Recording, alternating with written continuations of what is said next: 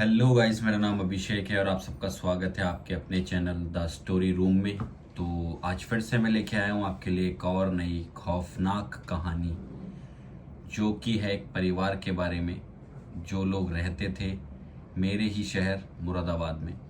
मतलब ये मेरा होम टाउन है मुरादाबाद।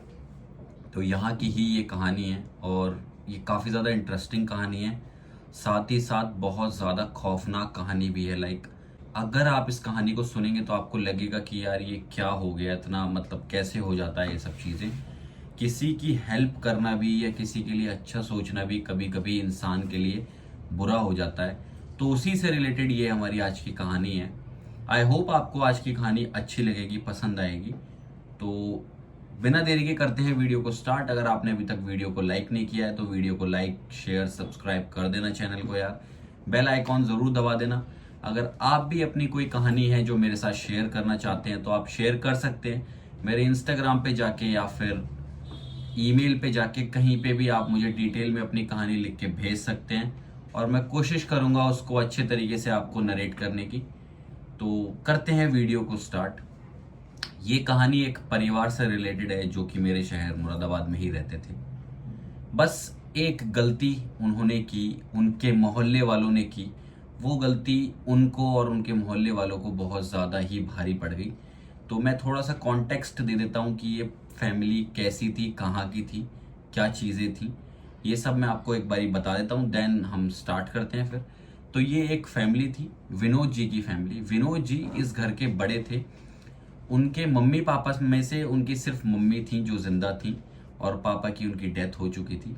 काफ़ी अच्छी फैमिली से बिलोंग करते थे। ऐसा था उनका उनका नाम था विनोद शर्मा।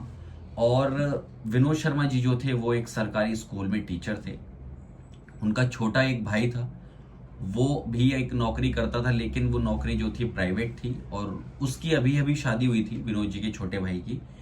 और उसका कोई भी बच्चा नहीं था। लेकिन विनोद जी की शादी को काफ़ी टाइम हो गया था और उनके दो बच्चे थे। एक का नाम था तान्या और एक का नाम था ऋषभ। दो बच्चे थे उनके। तो सब कुछ अच्छा चल रहा था घर में। सरकारी नौकरी भी थी, आप लोगों को पता ही है सरकारी नौकरी का कितना महत्व रहता है। मतलब मेरे घर में भी काफ़ी ज़्यादा महत्व है, तो इसलिए मैं अपना ओपिनियन आपको बता रहा हूँ। तो वापस आ जाते हैं स्टोरी पे। तो काफ़ी ज़्यादा मतलब अच्छी उनकी रेपुटेशन थी, लोग उनकी इज्जत करते थे उनके मोहल्ले में। सब कुछ अच्छा चल रहा था, ना वो किसी से फालतू बोलते थे ना कोई उनसे फालतू बोलता था। सब कुछ बढ़िया चल रहा था एकदम, कोई प्रॉब्लम वाली बात नहीं थी।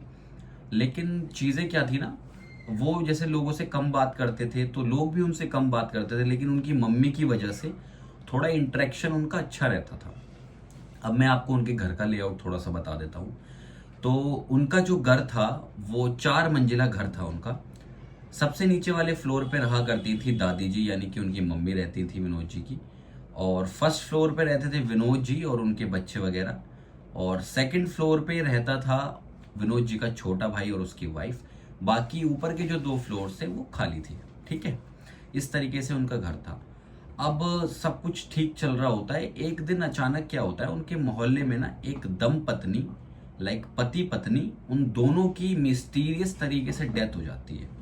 अब उन लोगों को ये बात पता चलती है कि ऐसे ऐसे करके डेथ हुई है। जिस जोड़े की डेथ हुई थी वो भी लोगों से थोड़ा कम ही बातचीत करते थे। अब उनकी फैमिली में और कोई था नहीं, वो दोनों पति पत्नी थे बस। तो अब जैसे उन दोनों की डेथ हो गई तो उनका अंतिम संस्कार कौन करे। तो उनका अंतिम संस्कार करने की बात चल रही थी, तभी विनोद जी को पता चला कि वो जो फैमिली है, वो जो पति पत्नी थे, वो दोनों लोग ना टोटका वगैरह बहुत करते थे। काफ़ी ज़्यादा हैवी अमाउंट में टोटका वगैरह वो लोग करते थे। अब जब विनोद जी को ये बात पता चली कि वो लोग टोटका वगैरह करते हैं तो विनोद जी को लगा कि यार ये तो थोड़ा खतरनाक सा काम है। और जिस तरीके से उनकी डेथ हुई थी ना, वो भी काफ़ी ज़्यादा मिस्टीरियस तरीके से हुई थी। उनके कमरे में नींबू वगैरह पड़े हुए थे, गुड़ियाएँ वगैरह रखी हुई थी, ये सारी चीज़ें बहुत थी उनके कमरे में जो रखी हुई थी। तो काफ़ी अजीब तरीके से उनकी डेथ हुई थी, ऐसे समझ लीजिए आप। अब अंतिम संस्कार की जब बात आती है तो ये समझने की कोशिश की गई कि कौन अंतिम संस्कार करेगा। तो कोई भी एक आदमी तैयार नहीं हो रहा था अंतिम संस्कार के लिए। तो पूरे मोहल्ले ने ये डिसाइड किया कि यार जब कोई इनका अपना है नहीं तो हम एज अ मोहल्ला हम सब लोग मिलकर इनका अंतिम संस्कार करवा देते हैं। इतनी इंसानियत उन सब लोगों ने दिखाई, विनोद जी ने भी दिखाई, और वो सब लोग उनका अंतिम संस्कार करवाने चले गए।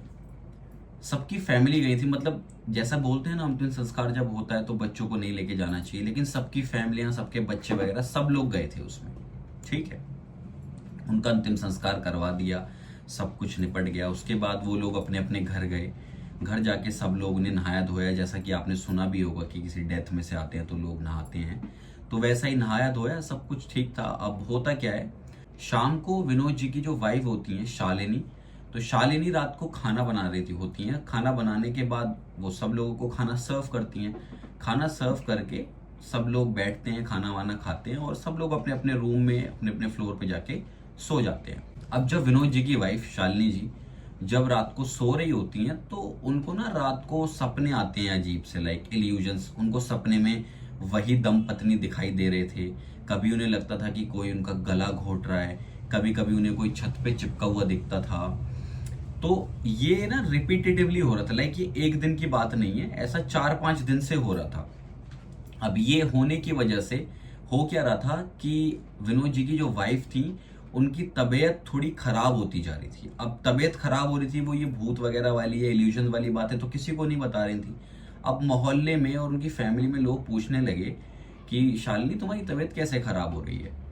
तो वो बोलती हैं, अरे क्या बताऊं आपको कि तबीयत तो खराब हो ही रही है, लेकिन साथ में मुझे रात को ऐसे सपने आते हैं, ऐसे इल्यूजन्स होते हैं कि वो दंपत्नी कभी मेरी छाती पे बैठे हैं, कभी कमरे में हैं, कभी दीवार से चिपके हुए हैं, इस तरीके से मुझे सपने आते हैं।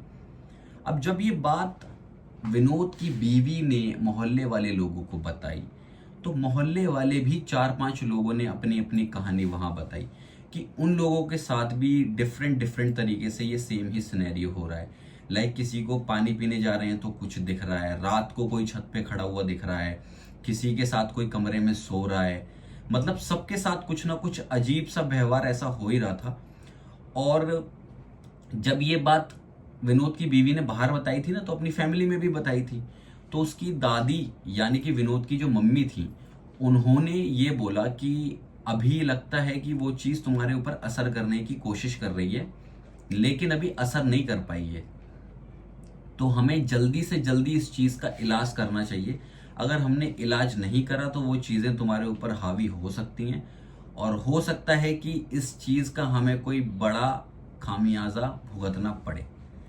अब मैं यहाँ पर एक आपको अपनी पर्सनल बात बताना चाहूँगा। लाइक एक चीज़ आपने शायद सुनी हो या ना सुनी हो, मुझे ऐसा लगता है कि भाई देखो, एक भूत है, एक प्रेत है, अगर वो ठान ले या वो सोच ले कि किसी इंसान के पीछे हाथ धो के वो पड़ गया है कि इसका तो मैं बुरा करके ही रहूंगा, इसको तो मैं मार के ही मानूंगा, या इसके साथ तो मैं ऐसा करके ही मानूंगा, तो 90% या 95% केसेस में ऐसा ही होता है कि वो वैसा करके ही मानता है। रेयरली एक आध केस ही कोई ऐसा होगा जिसमें आदमी या इंसान जो है वो सेफली बच के निकल जाए, वरना उसके ऊपर आफ्टर इफेक्ट्स तो रहते ही रहते हैं हर हालत में। ये मेरा ओपिनियन है, ऐसा मेरे को लगता है। अब जब वो बातें बताई गई तो उन्होंने बोला कि इसका इलाज वगैरह कुछ करना चाहिए। अब इलाज की बात चली तो हुआ क्या, विनोद जी का एक दोस्त था, वो बाबा बन गया था। उसने शादी शुदी नहीं करी थी, और वो जो है अपना यही सब मंत्र उच्चारण और भगवान की तरफ ज़्यादा लीन हो गया था, स्पिरिचुअली बहुत एक्टिव था वो। तो विनोद जो है अपने उस दोस्त को फ़ोन करता है कि यार ऐसे ऐसे करके बात है, अब क्या करा जाए बता। वो साथ में ना, जो उनके बाबा दोस्त थे, वो टूर एंड ट्रेवल्स का काम भी करते थे, लाइक बसें भी चलाते थे, लेकिन वो बेनिफिट के लिए नहीं चलाते थे बसें, वो मंदिर वगैरह लेके जाने के लिए चलाते थे। लाइक कुछ लोग ऐसे हैं जिनके पास पैसे नहीं है और उन्हें मंदिर की यात्रा करनी है, तो उन लोगों को मंदिर की यात्रा करवाते थे वो बेसिकली। तो जब वो अपने उस दोस्त को बताते हैं बाबा को कि यार ऐसे ऐसे बात है, तो उनका दोस्त ये बोलता है कि यार तू परेशान मत हो, मैं कुछ हिसाब निकालता हूँ, और एक काम कर, तूने जैसे मुझे बताया कि वाइफ को ऐसे ऐसे हो रहा है तेरी, तो तू अपनी वाइफ को, अपनी पूरी फैमिली को, और मोहल्ले में जिस जिसको ये दिक्कत हो रही है उन सबको मेरे साथ लेके मेहंदीपुर बालाजी चल, और अपन वहाँ चलते हैं और इनका पूरा का पूरा निवारण बढ़िया तरीके से करके रिजल्ट निकाल के लेके आते हैं। विनोद बोलता है ठीक है। अब जैसा मैंने आपको बताया, बाबा की टूर एंड ट्रेवल्स का काम भी था, तो बस भी थी उनके पास अपनी। तो उसी बस में ये डिसाइड होता है कि अब जैसे कि मैंने आपको बताया कि वो मेरे शहर के थे, तो यहाँ से मेहंदीपुर बालाजी जाने में कम से कम कुछ नहीं तो 12 घंटे 10 घंटे लगते हैं। 10 घंटे से नीचे तो नहीं लगने वाले। तो अब वो सब लोग बस में बैठते हैं रात को।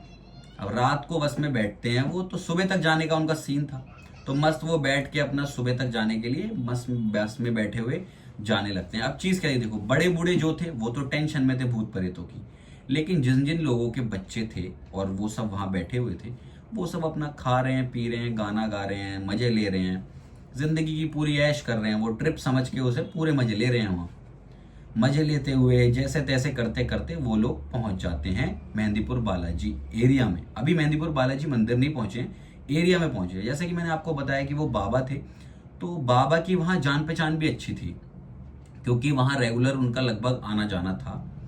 तो एक धर्मशाला के पास वो अपनी उस बस को रुकवाते हैं, और जो जो फैमिलीज आई हुई थी विनोद की फैमिली को इंक्लूड करके।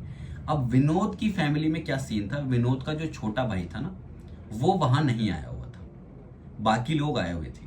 विनोद का भाई और उसकी वाइफ वो दोनों नहीं आए हुए थे, क्योंकि उसका कुछ इंपॉर्टेंट काम था शायद, और घर की भी देखभाल करने वाला कोई नहीं था, इसलिए वो वहां रुक गया था।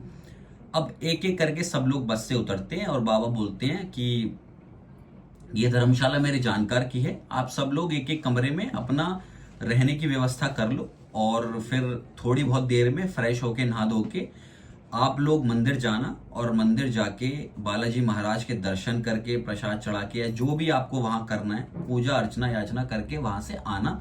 उसके बाद ही फिर हम जो रिचुअल्स परफॉर्म करने वाले हैं आप सब लोगों के लिए वो करते हैं। वैसा ही उन लोगों ने किया, वो सब लोग अपने अपने कमरे में चले जाते हैं। और थक गए थे यार, मतलब सफर में, तो थोड़ा बहुत उन्होंने नहाया धोया, कुछ खाया थोड़ा बहुत, और 1 घंटा उन्होंने लगभग सबने आराम किया।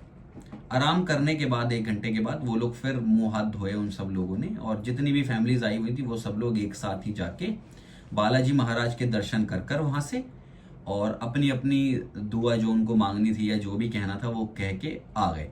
अब जो विनोद जी का पर्सनल एक्सपीरियंस है मैं वो आपको बताता हूँ। विनोद जी की जो वाइफ थी ना, जब उन्होंने बालाजी से प्रार्थना की, हाथ जोड़े, मन्नत मांगी उनसे, तो वहां पे होने के और होके आने के बाद उनको काफी ज्यादा लाइट फील हो रहा था। मतलब मन में जो डर बैठा हुआ था ना उनके कि यार कहीं मेरे ऊपर कोई भूत हावी ना हो जाए, मुझे कोई पोजेस ना कर दे, वो सब चीजें उनके दिमाग से निकल चुकी थी। अब वो काफी टेंशन फ्री हो गई थी उस चीज को लेके। तो ऐसे ही सब लोग अपनी पूजा वगैरह करके वहां से हाथ जोड़ के अपने अपने रूम में वापस आ जाते हैं धर्मशाला में।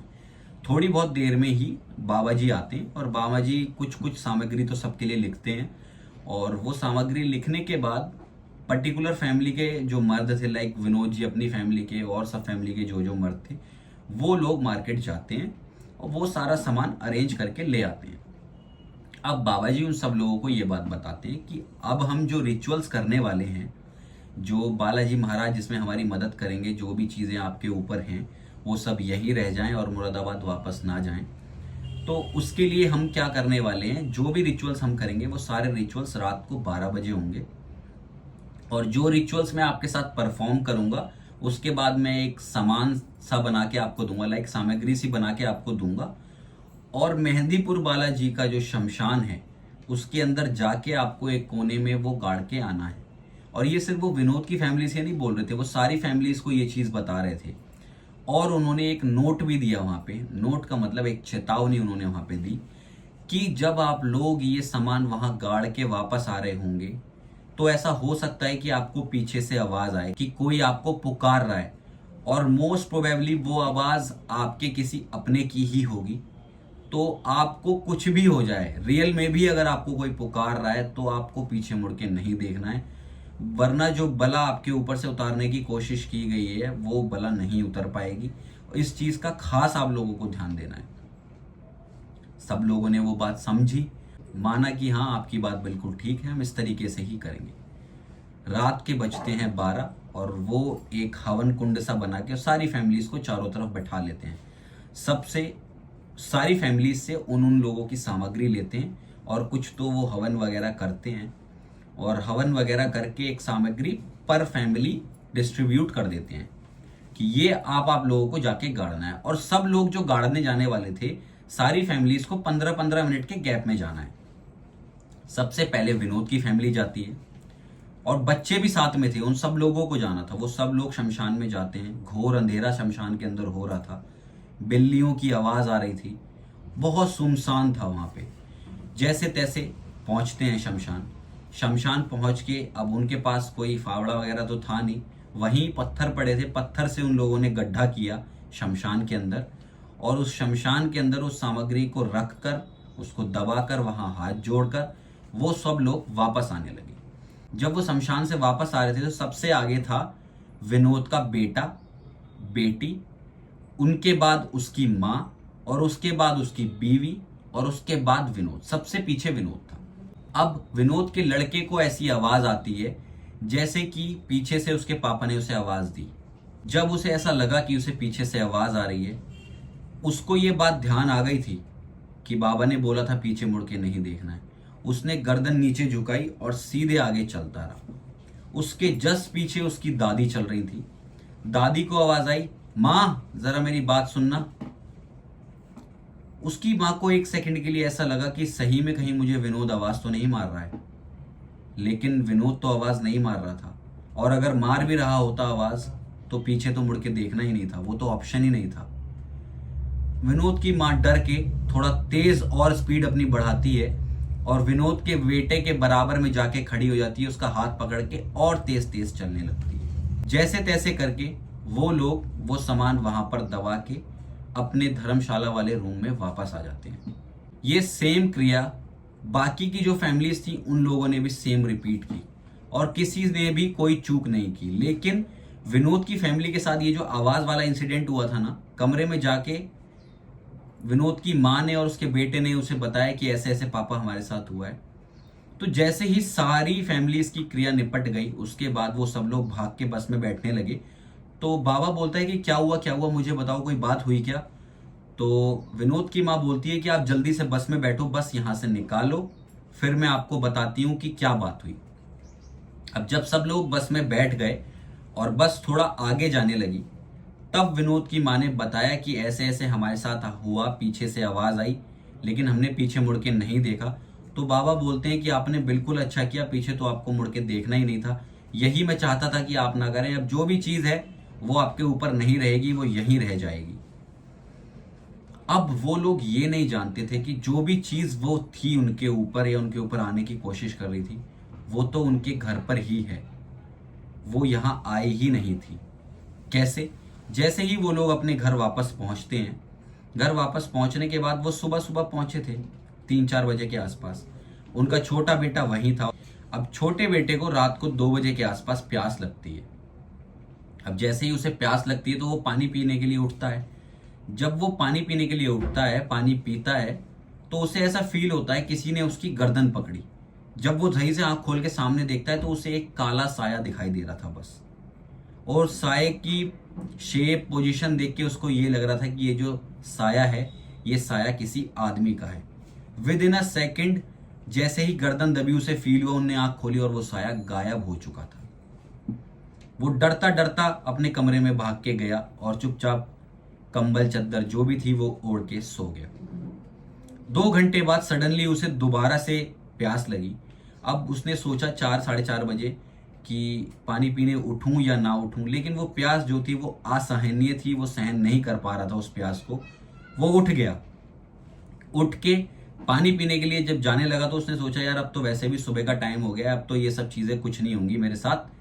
चुपचाप वो गया, उसने पानी पिया, आके वो अपने कंबल चद्दर दोबारा ओढ़ के लेट गया। लेकिन अब की क्या हुआ कि दीवार यानी कि छत पर कोई चीज चिपकी हुई थी, वो साया आके उसके ऊपर गिरा और उसकी गर्दन पकड़ ली। जैसे ही गर्दन पकड़ी उसे दर्द फील हुआ, उसने आंख खोली तो उसने देखा कि इस बार किसी औरत का साया था जो उसकी छाती पे बैठ के उसका गला दबाने की कोशिश कर रहा था। अब वो बहुत ज्यादा डर गया था। वो कमरे से निकला, उठा, भागा और अपनी माँ के कमरे में गया नीचे, क्योंकि उसे पता था कि उसकी माँ आने वाली है और माँ पहुंच भी चुकी थी। जाके उसने अपनी माँ को ये पूरी कहानी बताई। अब आप लोग ये सोच रहे होंगे, जब विनोद का छोटा भाई अपने कमरे में सो रहा था तो उसकी वाइफ कहाँ थी? उसकी वाइफ उस दिन से जस्ट 1 दिन पहले ही अपने मायके गई थी कुछ काम से। इसलिए वो अकेला ही उस घर में था। उसके बाद अपनी माँ को जब वो ये चीज़ें बताता है, बताने के बाद जैसे ही वो अपने कमरे में वापस आ रहा होता है ना, तब 4 या 4:30 का ही टाइम था। उसने अपनी खिड़की से देखा कि एक आदमी और एक औरत वो पैदल पैदल उस ही घर में जा रहे हैं जिस घर में दंपति की डेथ हुई थी, वो जो कपल मरा था। और कपड़े भी उन्होंने उस कपल की तरह ही पहन रखे थे, और उनका जो चाल ढाल और उनका शरीर जिस डोल का बना हुआ था, लाइक जो शेप होती है शरीर की, वो एग्जैक्टली उसे वैसी दिख रही थी जैसी उसने रात को सायों की देखी थी, जो साये उसकी गर्दन दबाने की कोशिश कर रहे थे। तो उसे ये समझ आ गया था कि ये वही साये हैं जो मेरी भाभी को परेशान कर रहे थे। ये मेहंदीपुर बालाजी नहीं गए, ये दोनों यहीं रह गए थे साये। उसने भाग के ये बात जाके अपने भैया उसने भाग के जाके ये बात अपने बड़े भैया को भी बताई। बड़े भैया ने दोबारा से बाबा को कॉल किया और बाबा ने कुछ सामग्री ऑर्डर की। वो सामग्री लेके बाबा कमरे पे आते हैं, उनके घर आते हैं, और घर आने के बाद वो एक रिचुअल परफॉर्म करते हैं फिर से। इस बारी वो बहुत ज़्यादा तगड़े तरीके से रिचुअल करते हैं, पूरा 1.5-2 घंटे वो रिचुअल चलता है। और इस रिचुअल को करने के साथ साथ उन्हें 2-3 बारी वो दोनों दंपति, वो भूत, वो कपल दिखाई देता है सब लोगों को। दिखने के बाद उसके बाद उनका इलाज बांध दिया जाता है, और वो दिन है और आज का दिन है। अब विनोद जी को वैसी कोई चीज़ भी फील नहीं होती। लेकिन इस कहानी से मुझे एक चीज़ समझ आई कि उन लोगों ने तो दूसरे वाले, सामने वाले बंदे की एक मतलब इंसानियत के नाते हेल्प करने की कोशिश की थी कि उसे मोक्ष मिल जाए, उनकी डेड बॉडी ऐसे ना पड़ी रहे।